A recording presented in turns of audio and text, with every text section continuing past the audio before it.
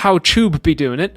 Who else does time travel stuff like this in video essays? And also, like, who else has, like, narrative scenes that play out and tie into the themes of the video? Not many people. I think this is definitely my unique creative vision. And indeed, when I talk about the aesthetics section of the stream where I tell you how I design stuff, then yes, even more so than usual, it's my unique creative vision. So big check there. And finally, my final criteria is, was it made out of compassion for myself and others?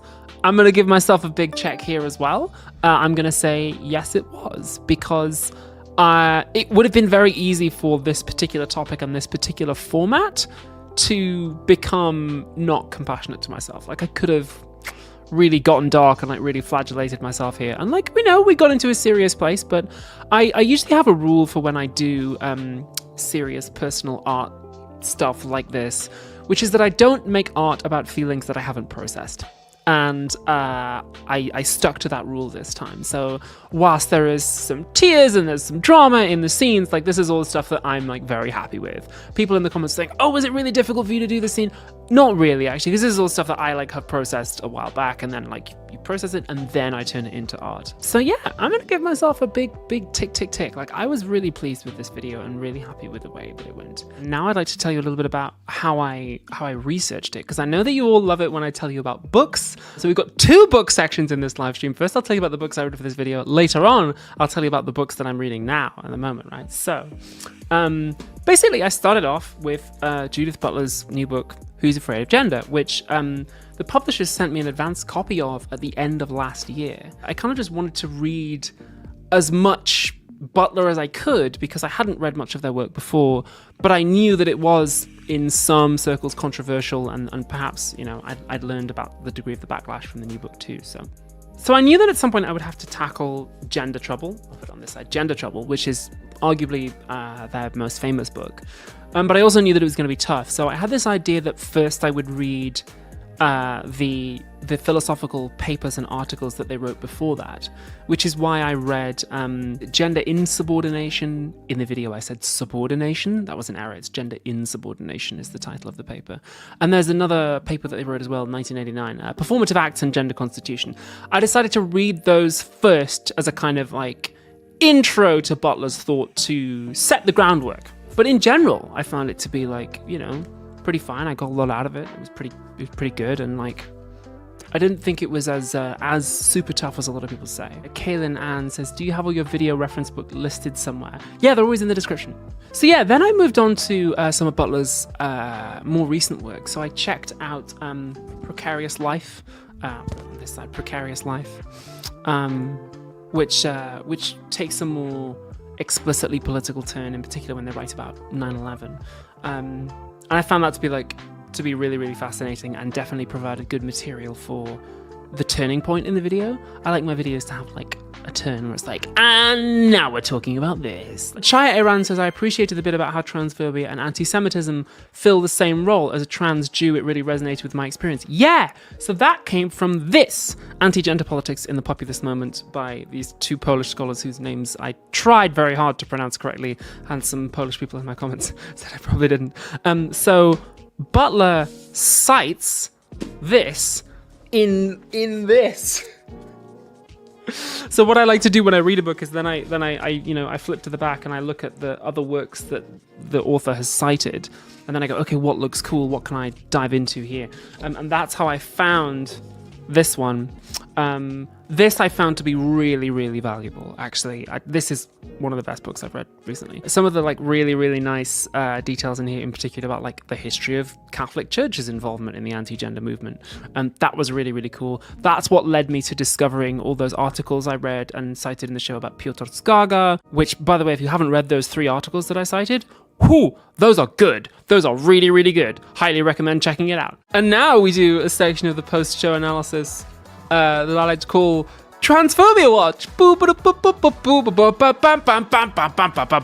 Good evening. Welcome to Transphobia Watch. Tonight, lots. Good night.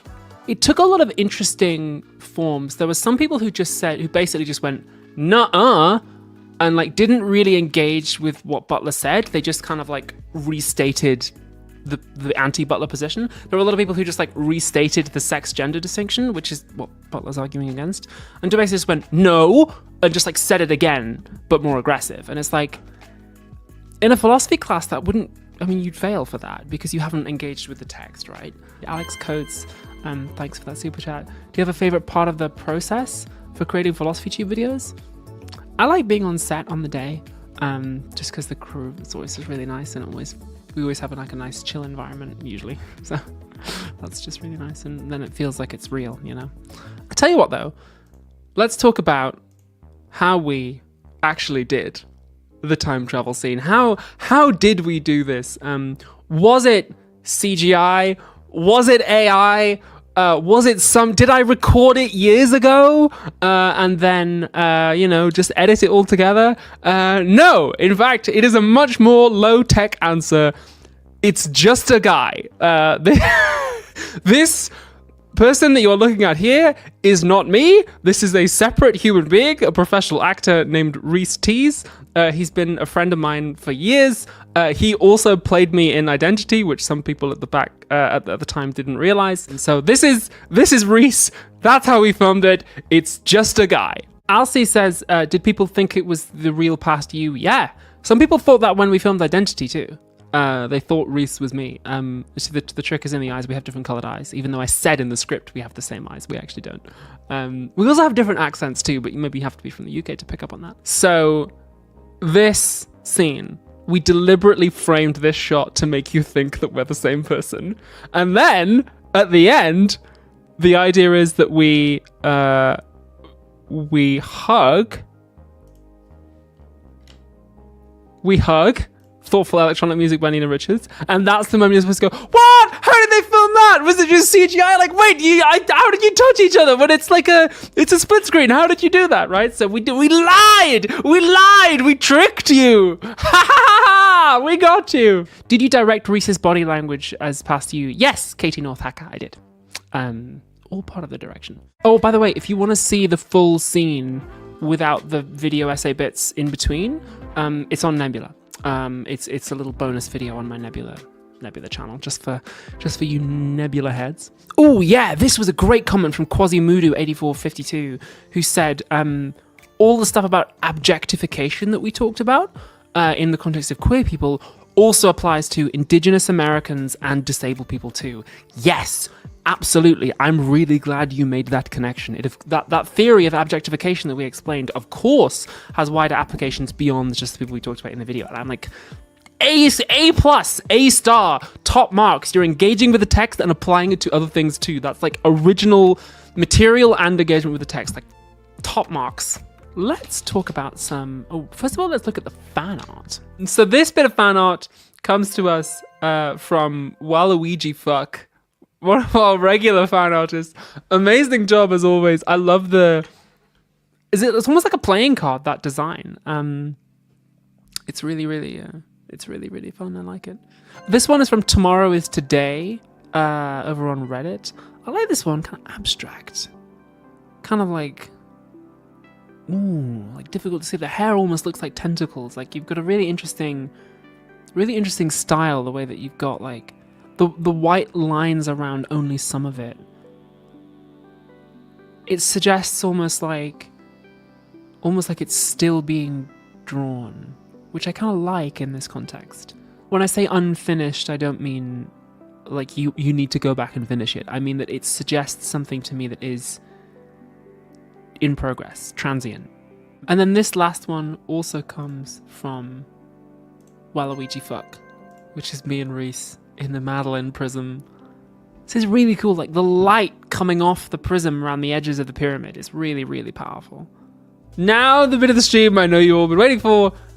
What have I been reading lately? Books! More books! So I have been on a queer fiction kick recently. Just, for fun, because I've had a lot of plane journeys in the last few months, so I've been reading a lot of stuff on planes. As I mentioned in the video, I've been reading Alison Rumford's Brainworms, which is good, extremely disturbing and gross, so you'll need a strong stomach to read this one. So this was Alison's second novel. Once I was done with it, I read her first novel, Tell Me I'm Worthless, which is about a haunted house and I won't spoil anything else. But again, similarly kind of gross and horrible.